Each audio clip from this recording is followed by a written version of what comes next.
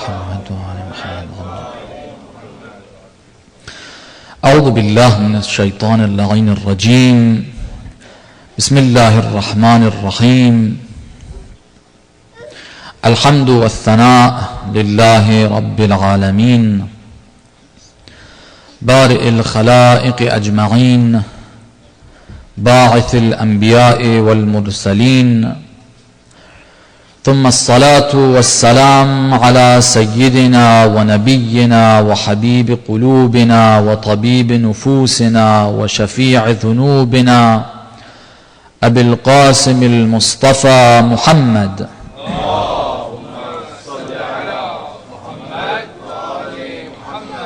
وعلى أهل بيته الطيبين الطاهرين المعصومين المكرمين المنتجبين، لا سيما بقية الله في العالمين، روحي وأرواح العالمين لتراب مقدمه الفداء، ولعنة الله على أعدائهم أجمعين إلى قيام يوم الدين. اللهم كن لوليك الحجة ابن الحسن صلواتك عليه وعلى آبائه في هذه الساعة وفي كل ساعة وليا وحافظا وقائدا وناصرا ودليلا وعينا، حتى تسكنه أرضك طوعا وتمتعه فيها طويلا. For the hastening and the return of our Imam, please recite a salawat.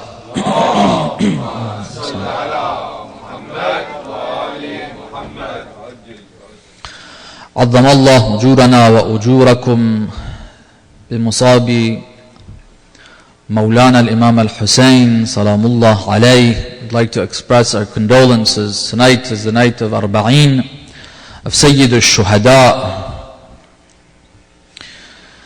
I don't know if you've had the chance to see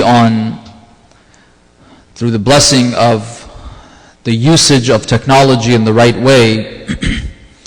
You see the millions of mourners of Sayyid al-Shuhada walking on foot from different parts, people traveling to that part of the world, trying to arrive in one of these cities that is close by, but walking the rest of the distance from whatever city it may be, from Najaf, from Nasiriyah, from Basra, from Baghdad, from wherever else, to make their way to Karbala and to mourn for Imam al-Hussein. As we know, there's a hadith from Imam al-Askari Salamullah alayh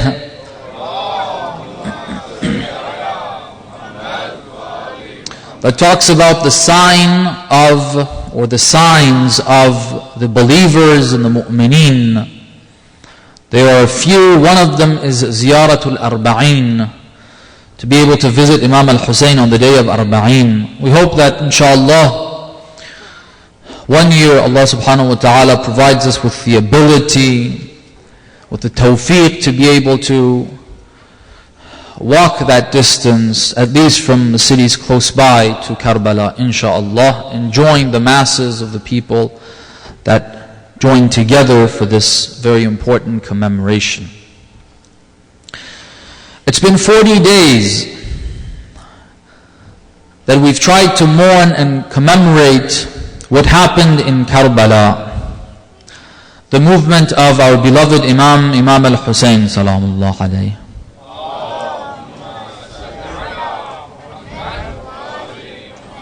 "40 days from the Shahada of this beloved Imam and his companions. Arba'een of Sayyid al-Shuhada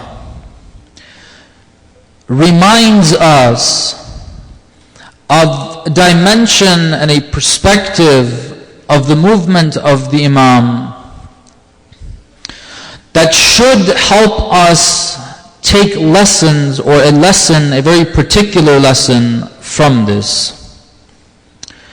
Of course, this is a stronger reminder of it, but it's not the only reminder. We've heard the stories. Sometimes the commemoration of Imam al-Hussein starts earlier on. We know that it was in Rajab that Imam al-Hussein decided to move. He was given the news that Muawiyah la'natullah alayha has joined his forefathers in hellfire. And that's when he decided not to pledge allegiance. We hear that at that time when the Imam wants to move away from Medina, people advise him not to do so. And from that point we start hearing in this picture, other than Imam al-Hussein, other people that are also involved in this movement and help out in the process of this movement. These people, the one that we're trying to focus on, are the women and the children. From that very point, the women and the children become part of this. They advise the Imam and tell him not to go in the first place. While you were silent during the time of Muawiyah, continue that policy of yours. Don't speak out, don't make a move. When he insisted that, no, I do need to make a move, I do need to make a change, I need to make my voice heard, I cannot pledge allegiance, they said, well, at least leave the women and children. Imam al-Hussein said, no, the women and children are part of this. They went to Mecca, from there towards Karbala. The women and children are part of this. But they become part, or the spotlight goes on to them after the day of Ashura. We start to understand a little more, of course, the importance of this, the importance of the Imam bringing along his family. This is a reminder, and we want to learn from this. The movement of Imam al-Hussein salamullah alayhi, one of the dimensions of it, which is one which I feel we focus a little less on, and we need to think about it, and we need to contemplate and reflect on this, is that this movement was not one that involved and included men only. This movement, which included a war, a battle, this revolution, this social responsibility that the Imam carried out, was not one that involved only men. It did not only involve women as women either. It's interesting to notice that the movement of Imam al-Hussein from Medina to Karbala and the rest of the movement, which is the continuation of that, is a movement that is performed and carried out by the family of Imam al-Hussein. Not by Imam al-Hussein as an individual and a few men gathering around him as companions going to war and fighting. No, the movement is carried out and performed by the family of the Imam. It's not like the family of the Imam, the women and children are there for no reason, or on top of that, that they are there for a reason, but they are not part of it voluntarily, and that they play no role. It's not like the role is played by others and these people are just present there. It's the combination of people there. It's the Imam, his sisters, his wives, the other women that are involved, the children that are there, all of them together carry out this mission. This is very important. We have to realize this. We have to realize that the women wanted to be part of this. There's different stories, I'm sure some of us at least have heard part of these stories, some of these stories, about the lady Zainab salamullah alayha insisting that she wants to be part of this movement. I don't know how true the story is about the condition that is put in the marriage of Aqilatu Bani Hashim, Lady Zainab Salamullah alayha, in her marriage with her cousin Abdullah bin Ja'far, that wherever Imam al-Hussein goes, that she needs to be with him. Well, this is part of the story that we hear. She's not the only woman present in Karbala. In fact, if we want to have a talk, because the focus of our discussion tonight isn't on the presence of women alone, we want to talk about the family. But if we were to talk about the influence of women in this whole process, it's interesting to notice that there's a lot of influence that is there from pious women that did their part at the right time. For example, one of the companions of Imam al-Hussein salamullah alayhi in Karbala that played a very important role is known as a very strong figure. He's a well-known person in Kufa, and him joining Imam Hussein makes it a big deal. It opens the way for others to also come and join, is Zuhair ibn Qin. Zuhair ibn Qin is actually an Uthmani. You know, the split in the Muslim Ummah, unfortunately, the split in the Muslim Ummah was not based on being the follower of Amirul Mu'mineen or the previous Khulafa. It wasn't such.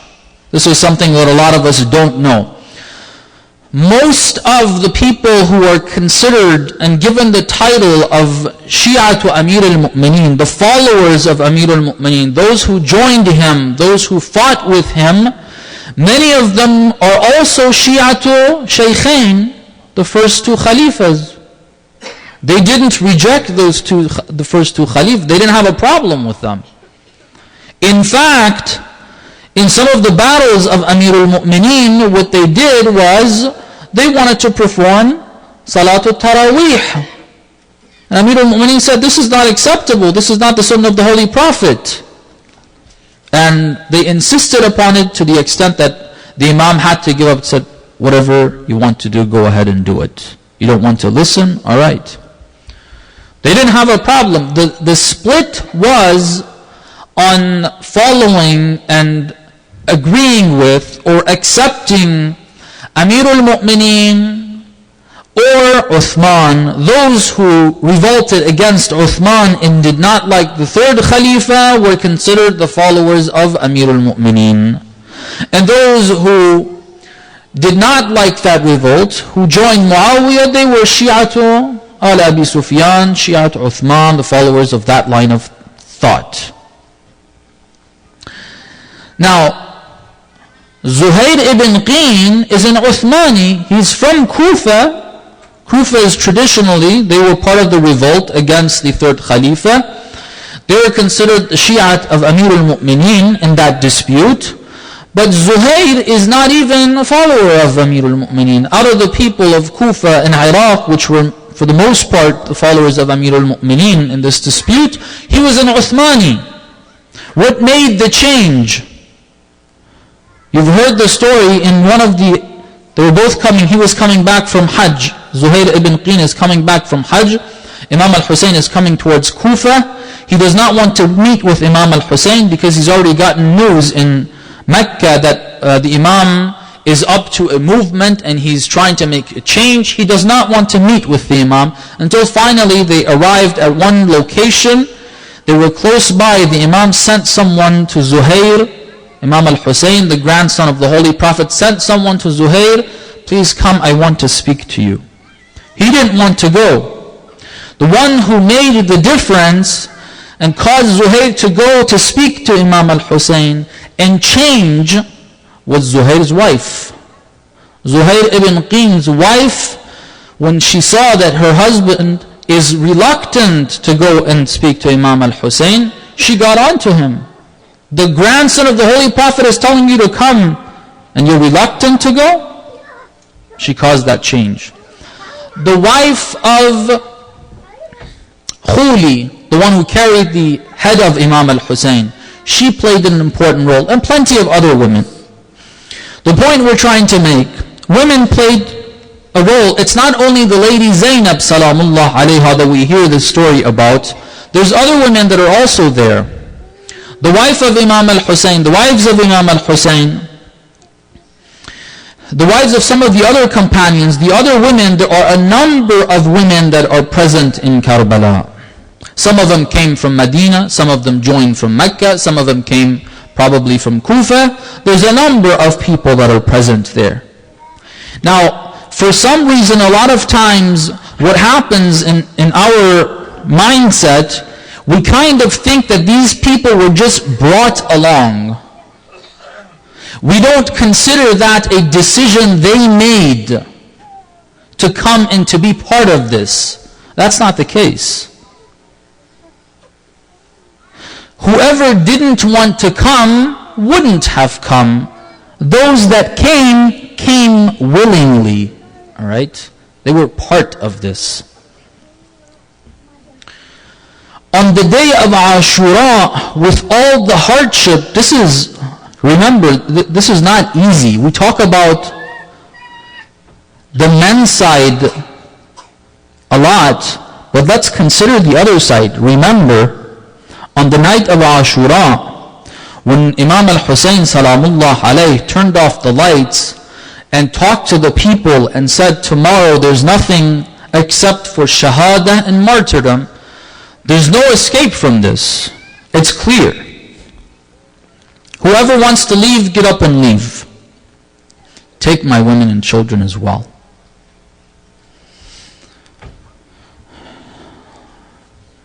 The role of the women and the children that are of the age, this shouldn't be neglected. Have you ever thought of these women worrying about tomorrow? 30-something thousand troops, according to some of the more reliable sources, because you have other figures as well.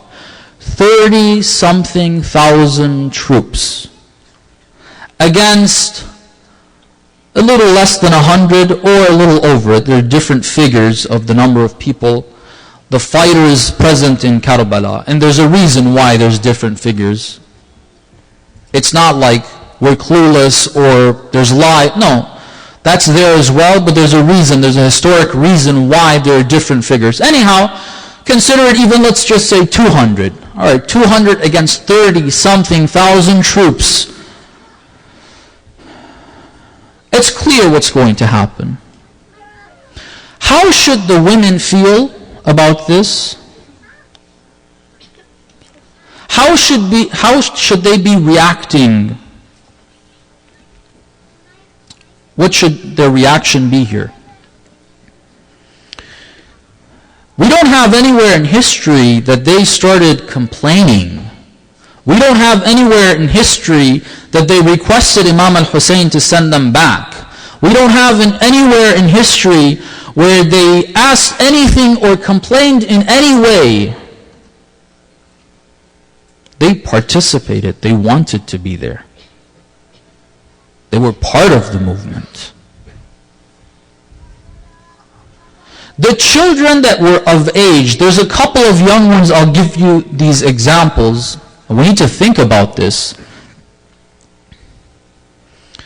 The two children of Imam al-Mujtaba salamullah alayh that are present in Karbala.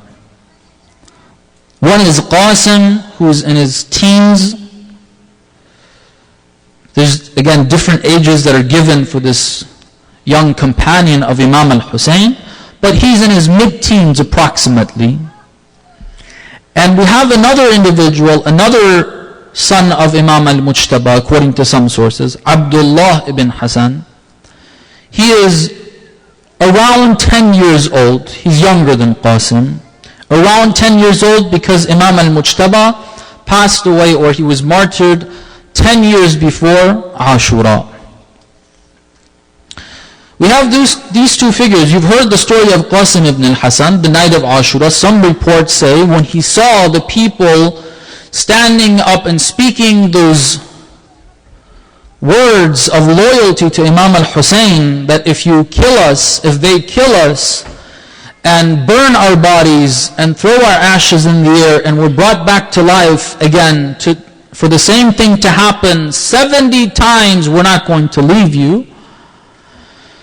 When they heard this, or when he heard this, he said, he asked, what's going to happen to me? Am I privileged to be one of the shuhada tomorrow?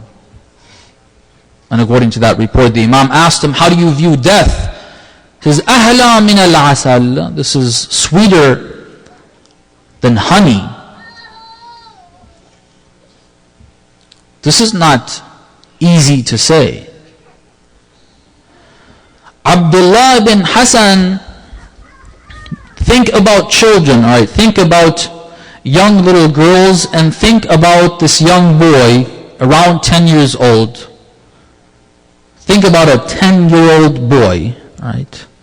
In a battlefield. There are men fighting, and seeing his uncle needing help, he runs to go and help his uncle.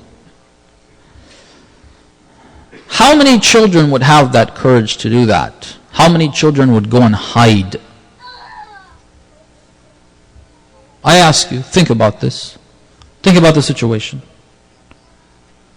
How many children would want to go with that age and try to use whatever they have?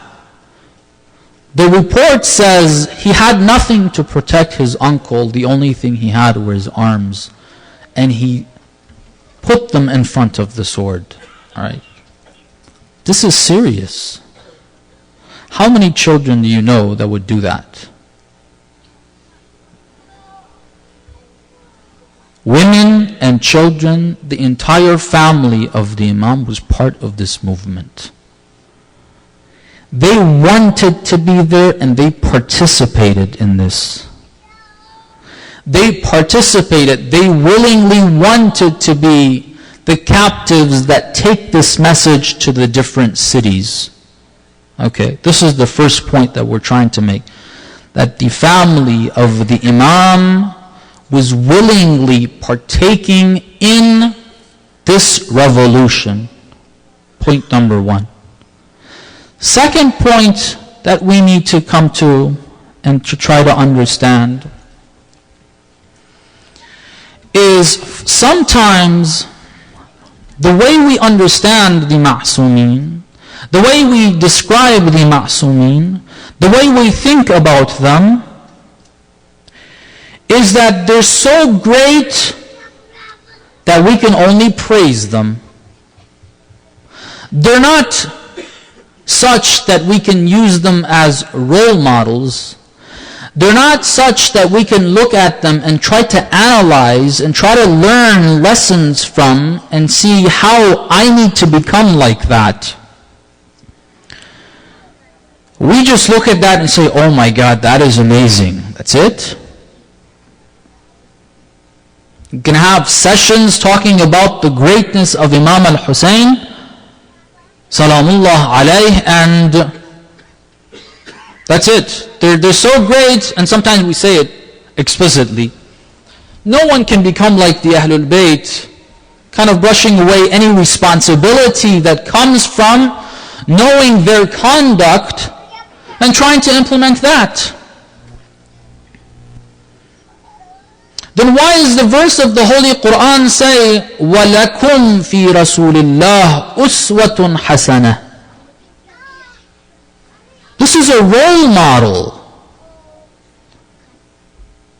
Anything that they do is something that you have got to try to make as part of your character. Bring that within you. Put that into practice. Not just praise and say, oh my God, these were great people.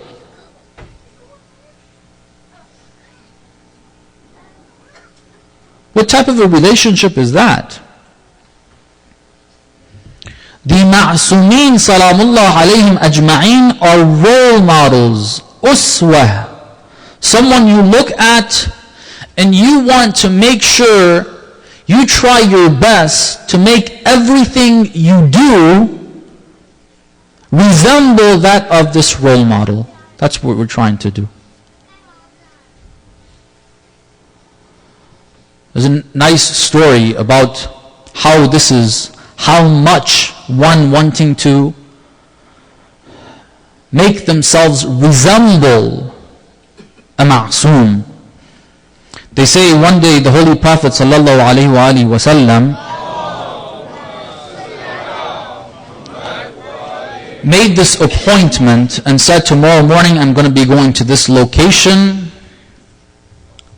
At this time, whoever wants to join, come. Salman al-Farsi, which is considered Minna Ahl al-Bayt, he wanted to go early. He wanted to be the first one, trying to be there right on time. When he wanted to walk from Medina to that location, it's the desert. You see the footprints of people. There was only one set of footprints. He was very, very happy. I'm the first one to come and join the Holy Prophet. When he got there, he saw Amirul Mu'mineen is also there. So he said, there's two of you here, but one set of footprints. Amirul Mu'mineen said, I put my feet where the Holy Prophet's feet were. Okay. That's how much he wants to make himself resemble the Holy Prophet. Ana abdun min abid Muhammad, he really means that. Okay. When we try to resemble the ma'soomeen, we've got to try our best to become like them. Not just praise who they were and what great practices they had, how great they were, and so on and so forth. It's not like it's this miraculous thing that you can't implement, you cannot emulate. No, you can do it. What we cannot arrive at, the station of the Ahlul Bayt, the status of the Ahlul Bayt that we cannot arrive at, is a very, very, very lofty spiritual state that we can't even get our heads around. Not these practices. These practices we can all acquire. Why is this important? The reason why it's important is, let's try to think, what happens that a child that is 10 years old decides to go and protect his Imam? What can we do to make that happen? A child or a teenager want to go, they say Qasim, he was not tall enough for that armor to fit him properly. This is what the stories tell us. But he wants to go, he's brave, he goes out there. He's not afraid, he's not frightened, and he fights. What happens that they want to do this? What happens that the women, the men, everybody wants to do this? What happens that the women have this understanding? They don't make it difficult on Abu Abdullah al-Hussein on the day of Ashura. That, oh no, what's going to happen? They start crying and weeping and all of that. No, things are under control. Even when they express their emotions, their sincere emotions, even when they do that, it's controlled. Very controlled. In front of Ubaydullah ibn Ziyad, La'natullah alayh, when they bring the women and the children and Imam Sajjad salamullah alayh, they talk about Abu Abdullah al-Hussein. She has great love for him. She starts crying. But then, it's It's under control. Ubaidullah ibn Ziyad says, how do you feel about what God has done to your brother? This is not somewhere where you start crying now. Emotions need to be set free at a time. There's a time and place for them. This is not the time and place for it. She doesn't cry at this point. So what Allah subhanahu wa ta'ala brought upon my brother, مَا رَأَيْتُ إِلَّا جَمِيلًا. It's beautiful. What my brother did and what was brought upon my brother, what was wrong with it? You tell me what's wrong with it. Alhamdulillah, they acquired victory, they achieved victory. The emotions are controlled. On the day of Ashura, afterwards, this family together, we've got to try to think about this, brothers and sisters.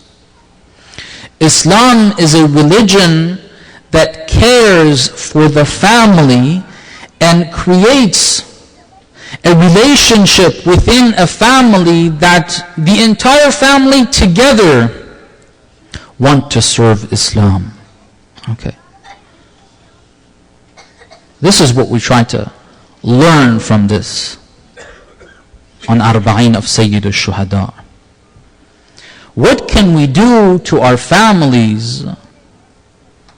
What can we have and what can we implement that we can have a family resembling the family of Sayyid al-Shuhada? Not only look at me as an individual and say, okay, if we even have that, that we want to try to become more resembling of Sayyid al-Shuhada. The family.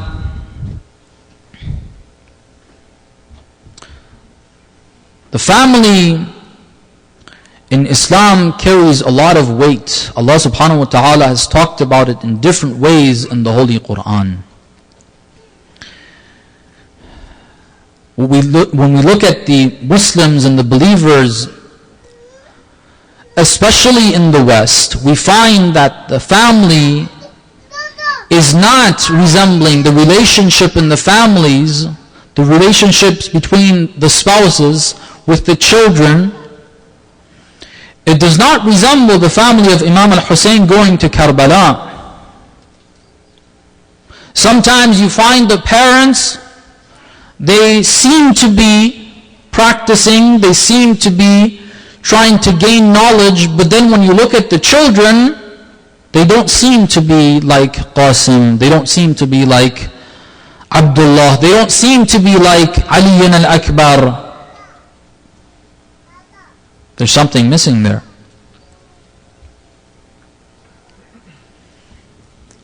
Sometimes you see the brother is practicing, but you don't see the sister, the wife being there. It's not a family that's moving in this direction. Or vice versa, the sister is religious, trying to become more like the lady Fatimah al-Zahra salamullah alayha,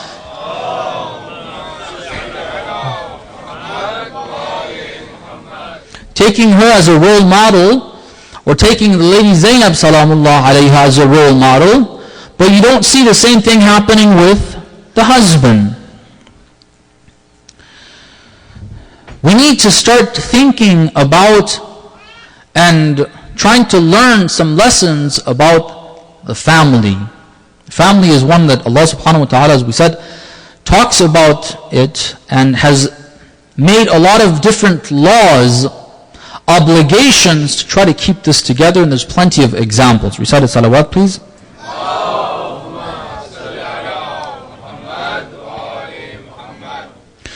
What we want to do tonight, the last point that we want to inshallah explain, is in this process of trying to, as a family, take the family of the Imam, take the family of the Holy Prophet as a role model, and see how we can act, how we can do things, how we can train ourselves, how we can train our family, what we can do to help one another to resemble that family, the first step, a very important step, is fixing up certain ideas that we have up here. The way we look at things, the way we prioritize. Recite a salawat, please.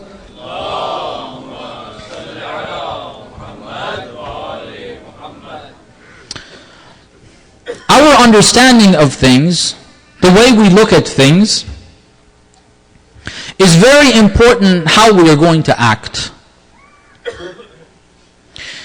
That's why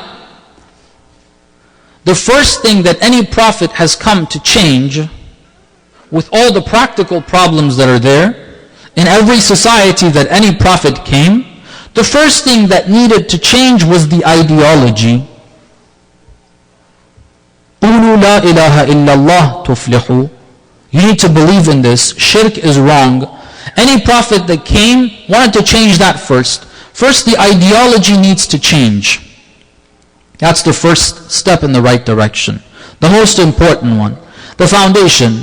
If you don't change that, even if you try to fix up some of the practices, you get rid of theft, you get rid of certain crimes, that wrong ideology that's in people's heads and in their hearts is going to start manifesting itself in different crimes.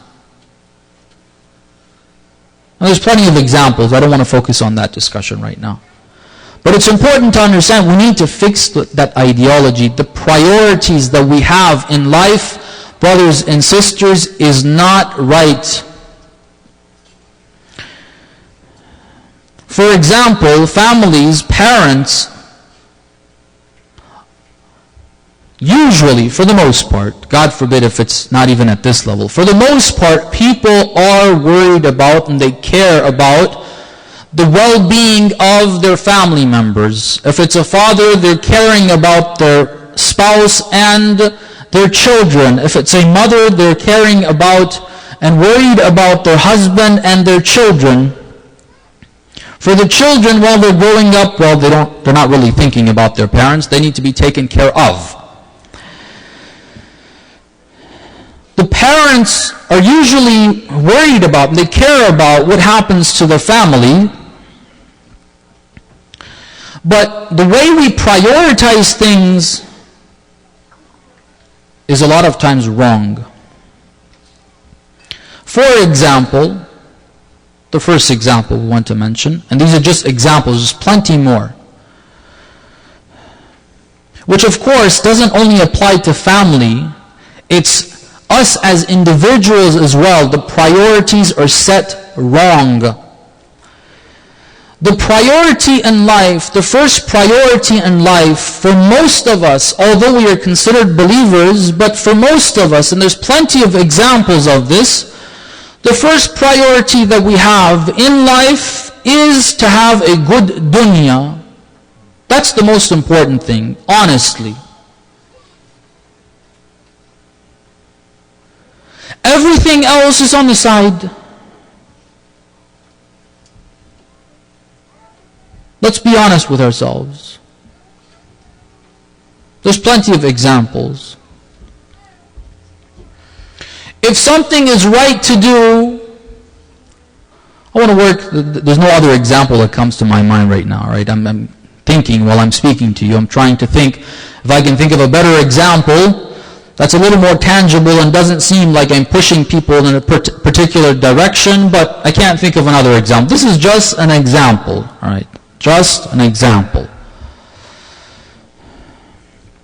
Some of the youth in different areas come to the realization that there needs to be, we need to have competent ulama. We have doctors and engineers and different other professionals in our communities, but we don't see enough ulama, which is correct. It is a problem that we do realize. And they decide that they want to embark on that path. They want to go and study. All right? Once they're convinced, that's part of the way, that's done, okay, they've, alhamdulillah, arrived at that conclusion, but then they hit a brick wall, which is the wall of the parents. The problem that the parents have at that point is, how are you going to sustain yourself? Okay. Again, parents, don't think I'm trying to push your children to go and study in the house. If they make that decision, it's up to them. This is not... The idea is, if this person realizes they want to be like the companions of the Ma'asumeen, if they want to dedicate their lives the way the Ma'asumeen did, okay, they reach that conclusion, very, very religious people are not going to allow their kids to go. Why? Because they're worried about sustenance. Sustenance of where? The dunya. Where are our priorities? This is one example that the priority in life is to make sure we take care of our food, our house, having a place to live. These are priorities in life. When we talk about the Ahlul Bayt, going back to the other point, praising the Ahlul Bayt, they're great people, but we don't want to put that in practice. Imam al-Hussein, salamullah alayhi, he sacrificed everything, even his 6-month-old baby, but I'm not willing to sacrifice my house or anything. Our priorities in life are not the priorities that Allah subhanahu wa ta'ala has set forth. And this creates a lot of problems. Let me give you one hadith, since I mentioned this idea of sustenance, and our priority in life being trying to have what we consider a bare minimum, which, brothers and sisters, honestly, it's not bare minimum. It's a lot more than just the bare minimums. It's not just a living. It's a lot more luxurious than just a living. Recite the salawat, please.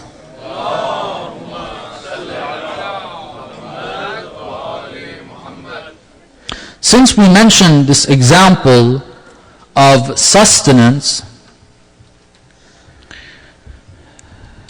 Allah subhanahu wa ta'ala, I'll mention this hadith in regards to it. Allah subhanahu wa ta'ala has said, well, let me mention it in the hadith that is narrated by the Ma'asumeen from Jesus ala nabina wa alayhi salam, Prophet Isa. The Imam quotes Prophet Isa and says, I'm amazed at the people. Why? Because their worry and the effort that they put in life is to try to provide sustenance for themselves. Food, drink, a place to live, clothing, and so on and so forth. That's what they're worried about.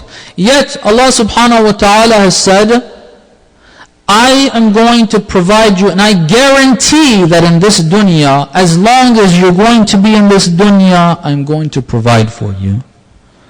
Yet, when it comes to the ukhra, to the hereafter, people are not worried about it, whereas Allah subhanahu wa ta'ala has said, I'm not going to give you a penny unless you work for it. This is interesting. Allah subhanahu wa ta'ala has said, I will provide you with sustenance. Don't worry yourself. Not that you don't do work. That's not what it means. But that shouldn't be your goal in life, such that you sacrifice more important things for this. That's what we're trying to say. Priorities in life. If we set those priorities where they should be, our dunya would work better, our relationship would be better. When we look at our children, we would be able to look at them, enjoy their presence,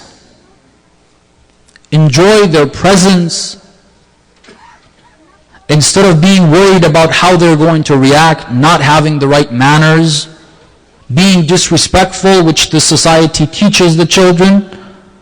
instead of that, we'd be able to just look at that child of ours and say, Alhamdulillah, this is a real human being, a real companion of the Imam of our time. It's satisfying to look at the child if we put those priorities right. This was one example, and I'm sorry it's taking a little too long. Try to cut it short. But the other example that I want to mention, setting these priorities right,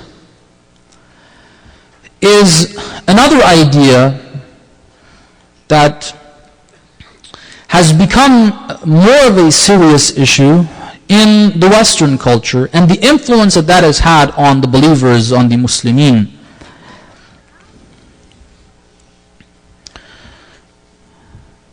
The way the West looks at the value of women and the role of women and the effect that that has had on the way women value themselves. All right? What is considered, according to Western standards, to be an accomplishment in life, to be considered valuable in life. How do you evaluate that? How do you look at different people and say, oh, I can take this person as a role model. Look at that person. Wow, they've accomplished such a great goal. I want to try to be like that. All right? What have they defined that as? That has had an influence on the Muslims in the West and also in the Middle East as well. It has had an influence, an impact on the way we define success, especially for women, but also for men. I'll give the last couple of words maybe inshallah about that. What is considered an accomplishment in life that women start to envy, and if they don't have, they feel like they haven't accomplished anything in life, they're kept behind, they're oppressed, or things like education. What education? What type of education? To become a surgeon, for example. To have a PhD, to be able to speak in academia, write articles, to become a political figure, right?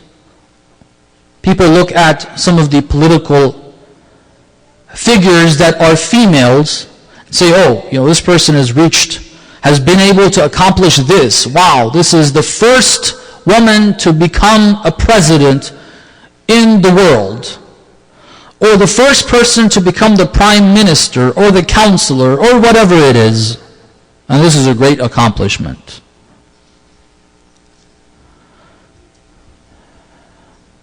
And if women don't have that, if women have not been able to study in academia, because acquiring knowledge, gaining knowledge in Islam is considered very valuable. Studying, trying to acquire knowledge has been emphasized, and people should try to do that. We should try to provide opportunities for one another.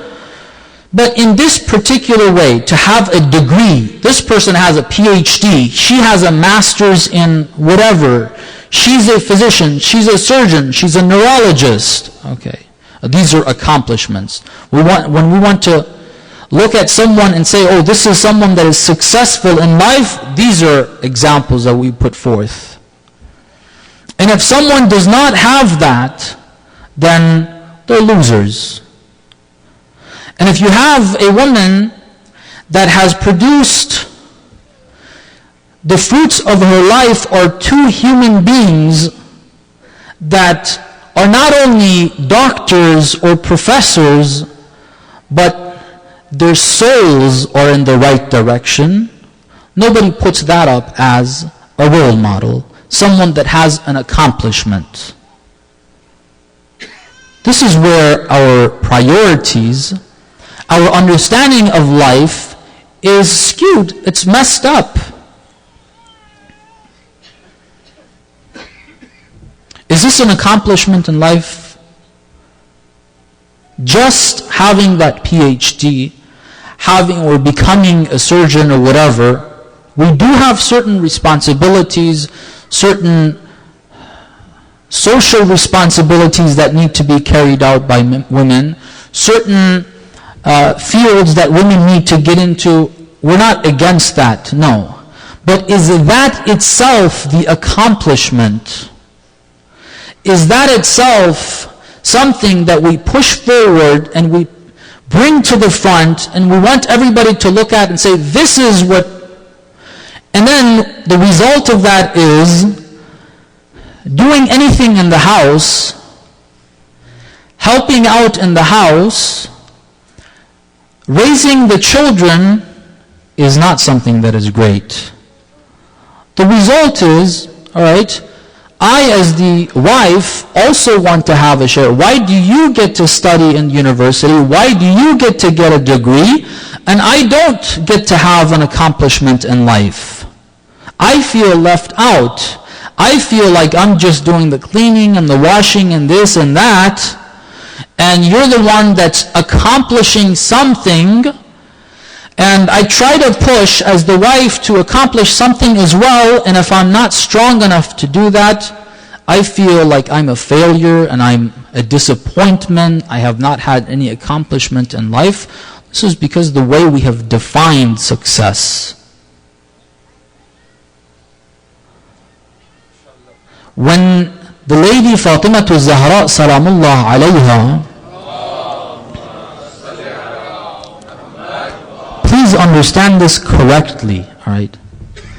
I'm not here as a man trying to set standards that are going to be helping men. This is a feminist approach towards things that, oh, these men say this. No.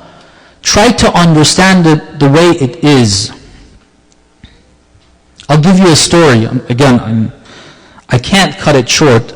It's in the middle of this discussion. I can't cut it short right now. And I want to explain it appropriately. You have to bear with me. Sorry. Recite another salawat.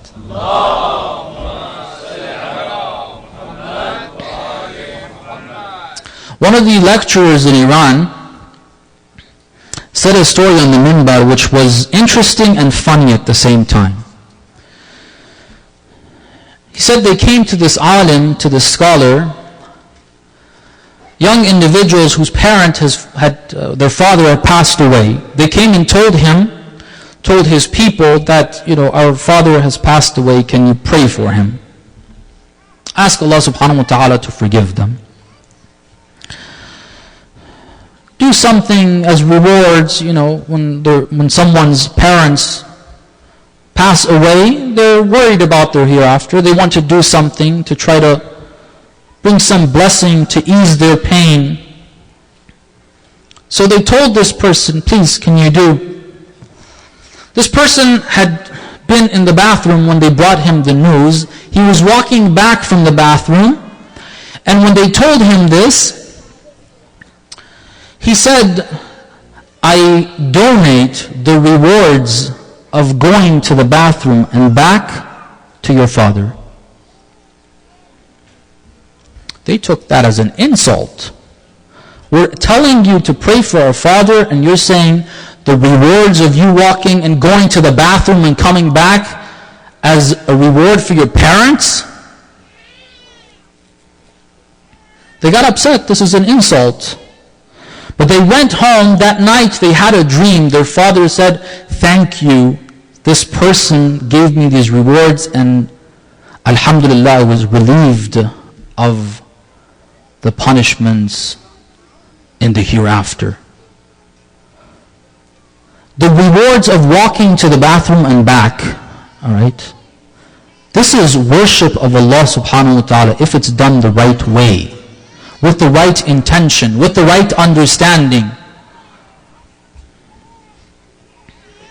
The goal in life if we understand it to be وَمَا خَلَقْتُ الْجِنَّ وَالْإِنسِ إِلَّا لِيَعْبُدُونَ, if we realize that true success is through ubudiyyah in the worship of Allah subhanahu wa ta'ala, picking up the trash from the masjid or from the house, cleaning the child, waking up in the middle of the night, making it a better atmosphere for the children to grow, all of this is a worship of Allah subhanahu wa ta'ala. And in fact, if one is able to train one's soul to become a servant, an abd of Allah subhanahu wa ta'ala, if one is able to do that, they have done the job of a prophet. This is not an accomplishment. Why do we look at things like that? Why do we downplay the role of someone? It's not about just women, all right? This means, this has an implication. This is why when Amir al-Mu'minin comes into the house, he starts cleaning lentils, because he considers that worship. The lady Fatima al-Zahra salamullah alayha, grinding the wheat, making flour, her hands bleeding, this is worship of Allah subhanahu wa ta'ala. This is not less than Amir al-Mu'mineen fighting in the battlefield. Why don't we understand that? This family together, everybody doing their share, causes this family to become the role model. Sometimes there needs to be other responsibilities. The point that I'm trying to make, let's not say that this is not an accomplishment. This is where we get it wrong.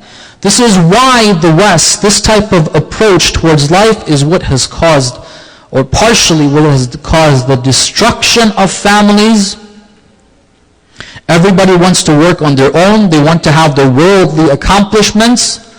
And there's conflict of interest, divorce, and all of that, which has come into the Muslim community, unfortunately, and the disaster. You can't have a family that resembles the family of Imam al-Hussein anymore. With this ideology, there's no way.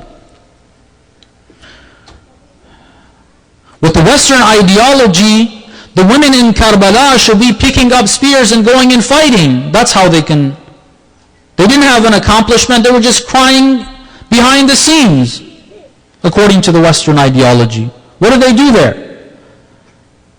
Just being there and supporting and doing their share after they became captives. During that time, the supporting their husbands, telling them, encouraging them. This is a great responsibility that they carried out. If we understand the priorities in life, believe me, the families would start working together, and the result would be the society that would resemble and would be like the one that the Imam of our time is trying to bring about. Our families would be such, and a number of families coming together like that would make that society possible, inshaAllah. Sallallahu alayka, Ya Aba Abdullah. Sallallahu alaykum, Ya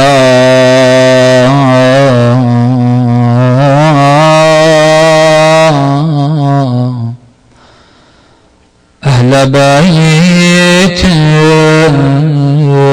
Nubuwwah.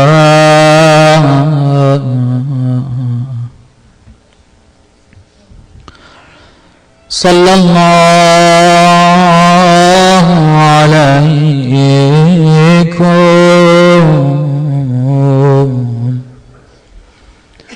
Ya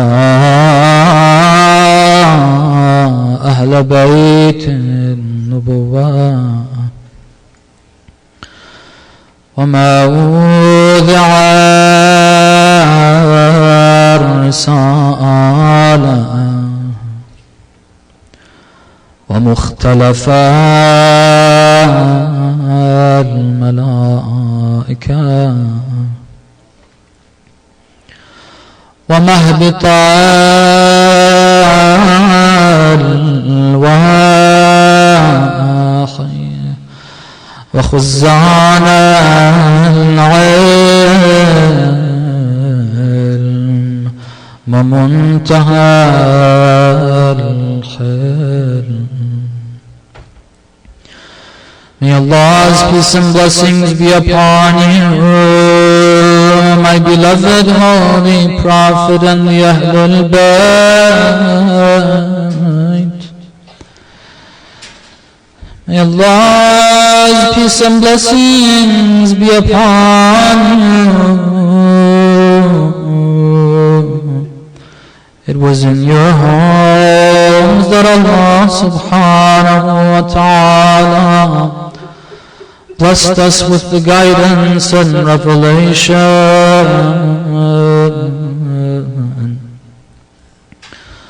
May Allah's peace and blessings be upon you. Angels used to descend upon you day in and day out, seeking your permission before entering upon you.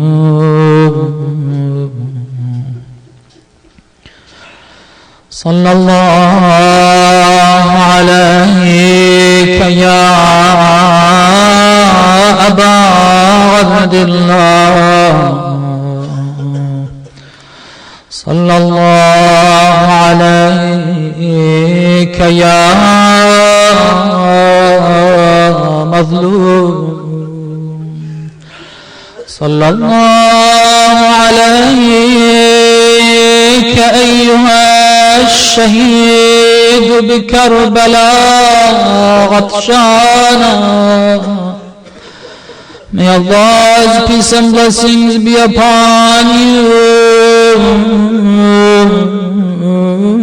my beloved Imam al-Hussein, my beloved oppressed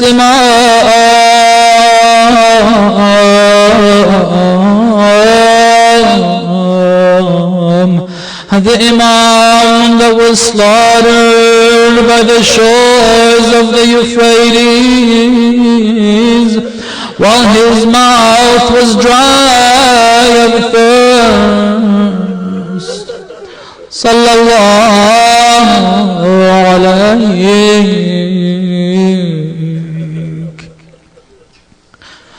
Tomorrow's Arba'een.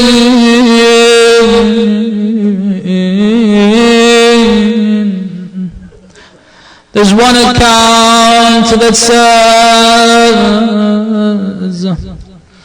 after all the atrocities that the family of Imam al-Hussein went through, seeing what happened in Karbala,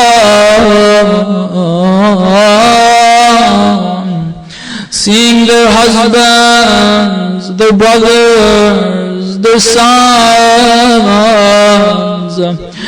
being brutally killed, mutilated, being taken on foot sometimes, barefooted, having to run in the desert. After having their earrings pulled off and ripped off of their ears, after being stoned by the people in Kufa and in Sham, after all of that, when they were finally released from Sham, they were asked, where do you want to go? According to this report, they said, we want to go back to Karbala.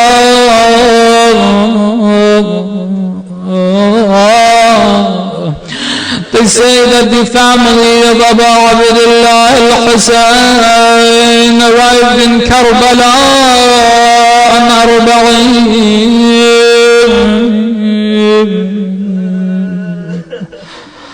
Can you imagine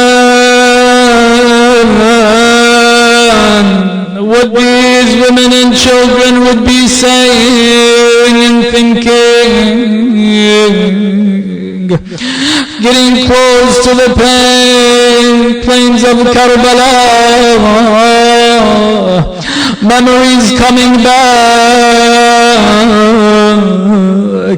This is where Abu Abdullah al-Hussein was standing when they shot Ali al-Asghar. This is where the mutilated body of Abu al-Fadl al-Abbas was. This is where we saw Qasim ibn al-Hasan. This is where Abdullah ibn Hassan's hands were cut off. They say at this point, the women, the bodies were already buried. Now they're faced with graves. Everyone is trying to find the grave of a loved one. Speaking. Imagine the lady Zainab, Salamullahi alayha. How can she walk toward the grave of her brother Imam al-Hazan?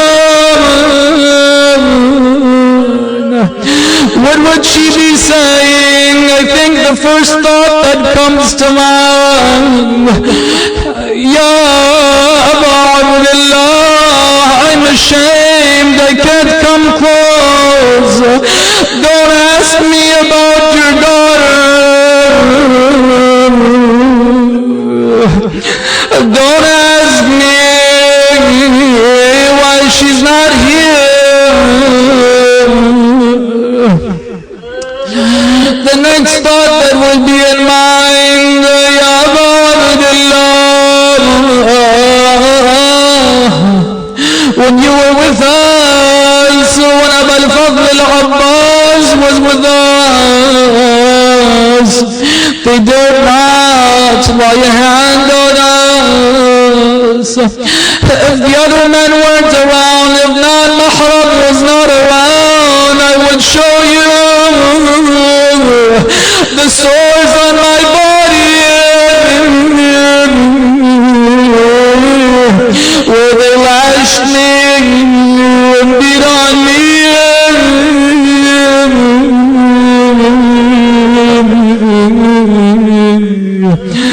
ألا لعنة الله على القوم الظالمين وسيعلم الذين ظلموا أي منقلب ينقلبون.